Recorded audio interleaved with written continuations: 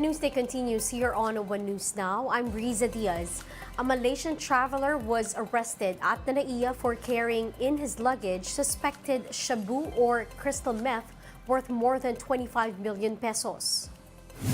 Initial report from the Philippine Drug Enforcement Agency showed that the 27-year-old passenger was intercepted by the NAIA Interagency Drug Interdiction Task Group on Thursday, October 12th.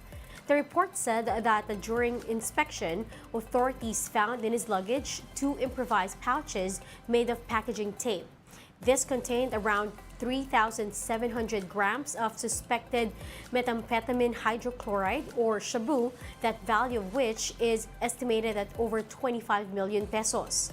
The arrested passenger will be prosecuted for violating the Comprehensive Drug Act and the Customs Modernization and Tariff Act.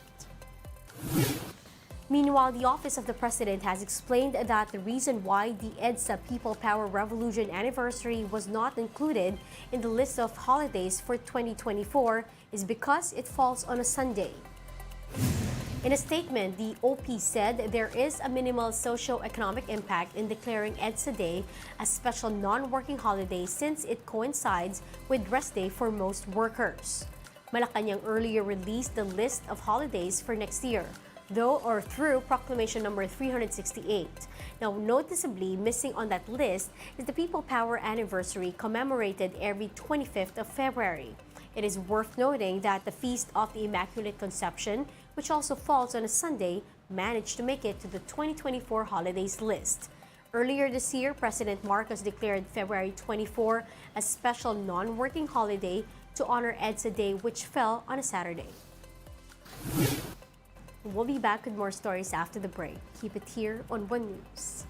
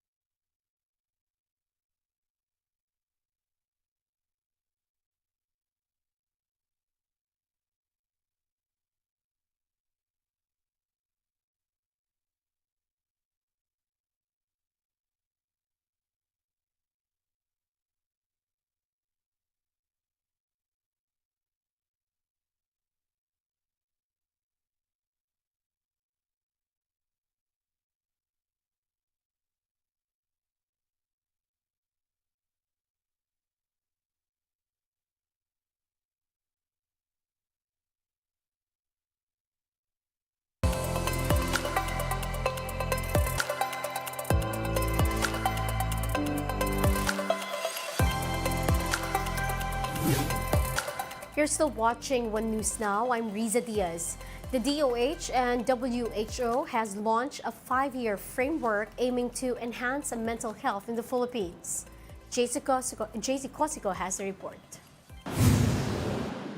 Millions of Filipinos are struggling with mental disorders that come in many forms. Data from the Health Department show about 3.6 million people have mental, neurological, or substance abuse disorders in 2020. The World Health Organization listed at least 1.1 million Pinoys having major depressive disorder. The medical condition cuts across age groups. Mental health is just like any other illness, and if you don't treat it, it can get worse. Mental health conditions contribute to poor health outcomes, premature death, human rights violation, and global and national economic loss. According to the WHO, discrimination and stigma are still the main reasons why people are not seeking treatment for their mental health issues. It can be addressed. We need to change our mindset that mental health is also curable. It's us that the older senior generations na din time namin, ay sira ulo mo sa mental health ka na, daling ka sa loob ng Mandaluyong. It became a label, sira ulo mo. But today it's not. The youth really understand. A strong support system is key for those experiencing mental disorders. Usually starts out with a call for help. You know, like your friend asking you, may problema ako, or malungkot ako. These are keywords that would lead you to act as what I call a psychological first aider. Now, the DOH is trying to bring mental health services to communities. In the coming weeks, PhilHealth will make available general and specialty mental health packages worth up to 16,000 pesos per year. These cover screening and assessment, diagnostics, medical intervention, and psychosocial support for patients. As for mental health professionals, the DOH admits more are needed.